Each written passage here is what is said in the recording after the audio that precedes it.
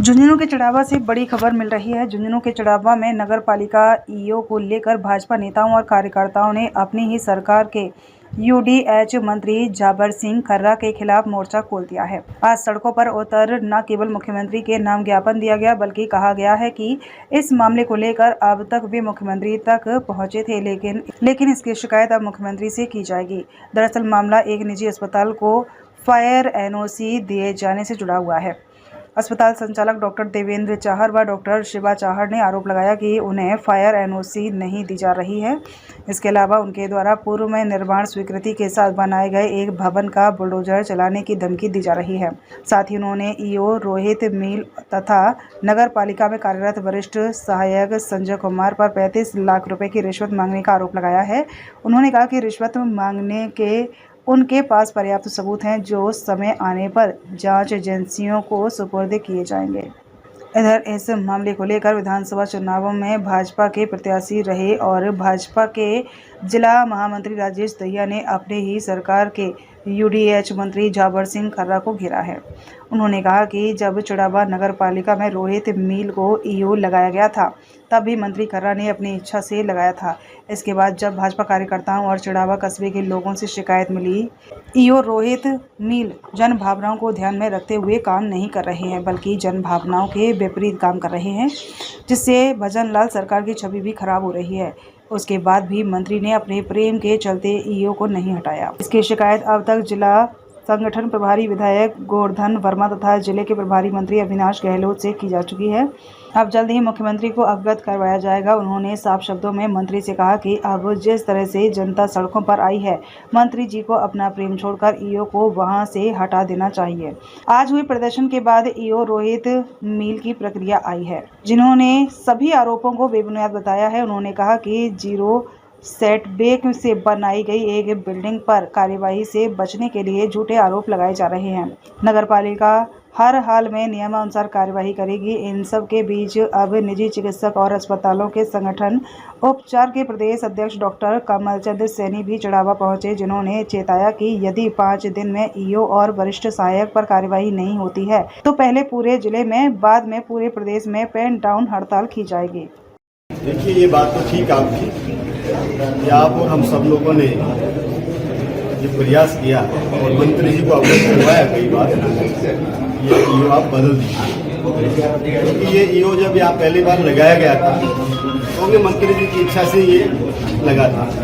आप और हम सब में से किसी की रिकमेंड नहीं थी। उसके बाद जब अवगत करवाया गया कि इसको बदल देना चाहिए, ठीक नहीं है, जन भावना के विपरीत काम करता है।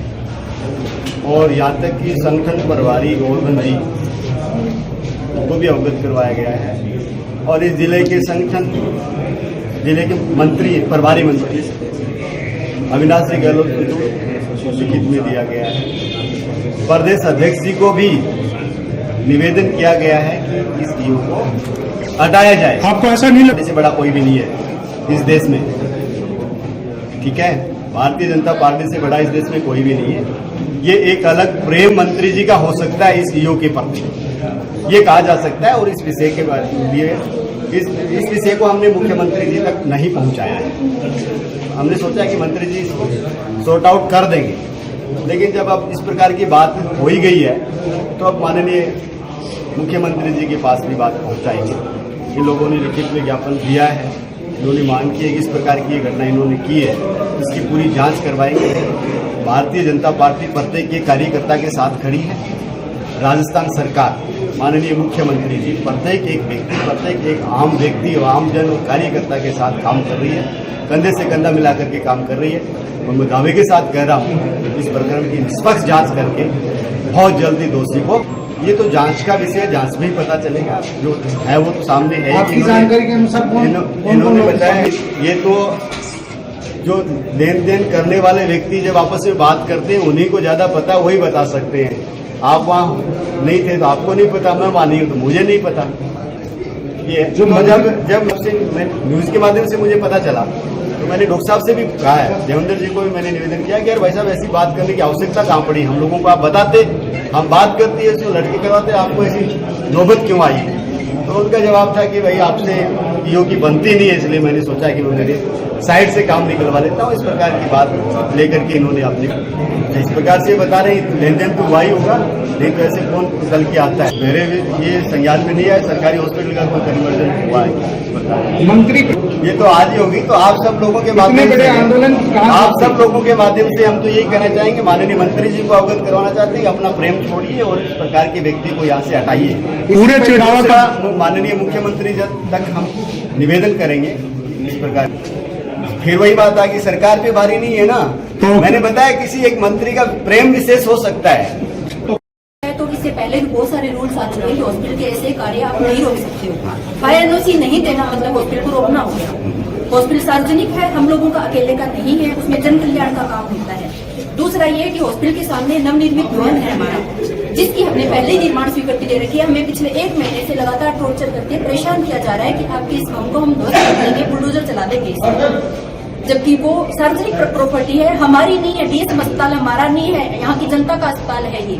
हमने हमारे लिए नहीं बनाया, जन कल्याण का अस्पताल है ये। सारी सुविधाओं युक्त है। हॉस्पिटल को बंद करना, उसको तोड़ने की धमकी देना, उसको फायर एनओसी नहीं देना, एक बहुत ही मतलब उसमें आता है, जिसके लिए धाराएं भी हैं और इसके लिए प्रॉपर कार्रवाई होनी चाहिए। हम ये चाह रहे हैं कि हमारा जो भी भवन है, हमने जो निर्माण स्वीकृति ले रखी है, उसके अकॉर्डिंग हमें काम करने दिया जाए तथा हमें फायर एनओसी दी जाए। अभी नहीं दी सिर्फ डिमांड की जा रही है। हमारे हर कागज पे हम पुटअप करते हैं, उसको कैंसिल कर दिया जाता है। आगे डिमांड की जाती है, आप ये पैसा दोगे तो आपको कागज मिलेंगे, नहीं तो आपकी फायर एनओसी, आपका इसको बिल्डिंग को हम लोग सब नष्ट कर देंगे। हमने मांगा दी इनके ऊपर कार्रवाई की जाए। और जो मैं नहीं है, पहला पूरी चिड़ावा की जनता त्रस्त है, ये सब आप लोगों को विदित है ना। और उनको भी इस चीज से ना राहत मिले, मेरे को भी मिले और वापस से चिड़ावा हंसी खुशी आगे प्रोग्रेस करें, ये हमारी मांग है। तो मैं आप लोगों को वो मेरे साथ में फुटेज है सारी, मैं आप लोगों को अवेलेबल करा दूंगा। करने की धमकी जो है वो ईओ के द्वारा इनको दी जा रही है। तो ये बहुत ही संगीन मामला है कि एक शहर के सुप्रसिद्ध चिकित्सक जिनका अस्पताल कितने दिनों से चल रहा है, पूरे लगातार ये जनता की सेवा में हाजिर रहते हैं, अगर ऐसे चिकित्सक के साथ ये नगरपालिका के ईओ या उसके जो बाबू है इस तरह का व्यवहार कर रहे हैं, इस तरह से भ्रष्टाचार फैला रहे हैं और इस तरह से रिश्वत की मांग कर रहे हैं, तो सोचिए कि आम जनता के साथ तो क्या ही सलूक होता होगा। अब इस स्थिति के अंदर 35-35 लाख रुपए किसी फायर एनओसी के लिए कौन देगा, और दे भी क्यों, जब पिछले साल ही इन्होंने अस्पताल के फायर एनओसी का रिन्यूअल लिया था। उस समय जब इनके पास सारे उपकरण थे, सब कुछ था, तो 1 साल में ऐसा क्या बदल गया, जबकि सरकार खुद कह रही है कि एक बार फायर एनओसी देने के बाद 3 साल तक फायर एनओसी देनी है। ये लगातार जो सरकार के रूल्स है उनको फॉलो नहीं करते, अपनी जबरदस्ती अपनी मनमानी के साथ हर साल 1 ही साल की फायर एनओसी देते हैं, ताकि हर बार अगले साल दोबारा इनको पैसे खाने का मौका मिल जाए। जबकि बाकायदा सरकार का स्पष्ट रूल आ रखा है कि अस्पतालों की बिल्डिंग के हिसाब से उनको 3 साल या 5 साल के लिए फायर एनओसी दी जानी चाहिए। जबकि ये उस रूल को दरकिनार करके हर जगह की नगरपालिका की ये हालत है पूरे राजस्थान में कि वो उस रूल को मान ही नहीं रही है। हर बार 1 ही साल की फायर एनओसी जारी करती है स्थायी, ताकि हर साल उनके जो बाबू हैं या जो अधिशासी अधिकारी जो ईओ वगैरह हैं उनको पैसे खाने का मौका मिले। तो मुख्यमंत्री जी से मेरा ये अनुरोध है कि आपकी सरकार के द्वारा या जो पिछले सरकारों के द्वारा जो आदेश निकाले गए हैं उनको धरातल पर फलीभूत कराया जाए, ताकि जो हर साल जो भ्रष्टाचार का जो ये खेल खेला जाता है उससे हमारे अस्पतालों को निजात मिल सके। एक तरफ तो क्या है कि सरकार राइजिंग राजस्थान चला रही है, जहाँ पे बाहर वाले लोगों को इन्वेस्ट करने के लिए बुला रही है और उनको सिंगल विंडो सिस्टम के द्वारा कह रही है कि आप तो यहाँ इन्वेस्ट कीजिए, हम सब कुछ लाइसेंस आपको एक सिंगल विंडो में दे देंगे। जबकि हमारे अस्पताल जो एसोसिएशन से लगातार सरकार से ये मांग करते आ रही है कई सालों से कि हमारे अस्पतालों के लिए सिंगल विंडो सिस्टम लागू किया जाना चाहिए। आप सोचिए, एक अस्पताल जो कि लगातार जनता की सेवा में चल रहा है, डॉक्टरों को मरीज देखने से फुर्सत नहीं होती, उनको हर साल 54 लाइसेंस रिन्यूअल करवाने पड़ते हैं। आप सोचिए, एक आदमी तो सिर्फ लाइसेंस रिन्यूअल करवाने के लिए चाहिए, जबकि अगर आप एक सिंगल विंडो सिस्टम कर रहे हैं जिसमें टाइम फ्रेम आप रख देंगे तो ये बार बार जो इस तरह से भ्रष्टाचार का मौका इन अधिकारियों के हाथ लग जाता है वो नहीं लगेगा और अस्पतालों को अपना काम करने में बड़ी आसानी होगी। और मेरा यही आपके द्वारा सरकार से ये मांग है कि इस प्रकार के जो भ्रष्टाचारी अधिकारी जो यहाँ पर है इनको तुरंत प्रभाव से सस्पेंड करके यहाँ की जनता को, यहाँ के चिकित्सकों को इस प्रकार के अधिकारी से राहत दिलाई जाए, ताकि ये भ्रष्टाचार का खेल जो है वो आगे नहीं बढ़ सके।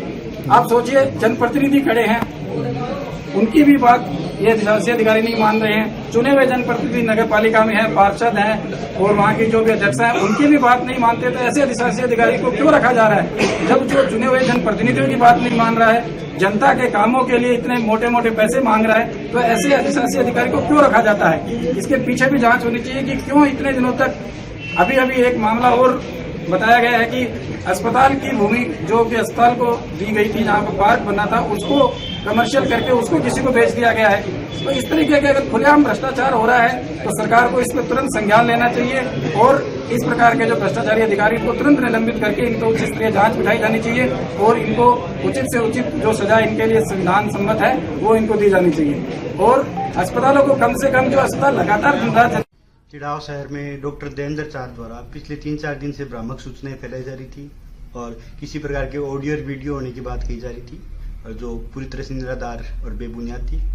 आज इनके द्वारा मूल मुद्दे से हटकर आंदोलन करने की जो चेतावनी दी गई और इनका ज्ञापन में जो बात कही है वो जो 3-4 दिन से जो बातें फैलाई जा रही थी उससे हटकर इन्होंने ये कहा है कि हमारे द्वारा इनसे पैसों की मांग की गई है और फायर एनओसी को लेकर पैसों की मांग की गई, जबकि इनके द्वारा 3-4 दिन पहले ही फायर एनओसी की फाइल लगाई गई है और उसको प्रोसेस में भी ले लिया गया है और उस पर जो भी नियमानुसार कार्रवाई है वो की जाएगी।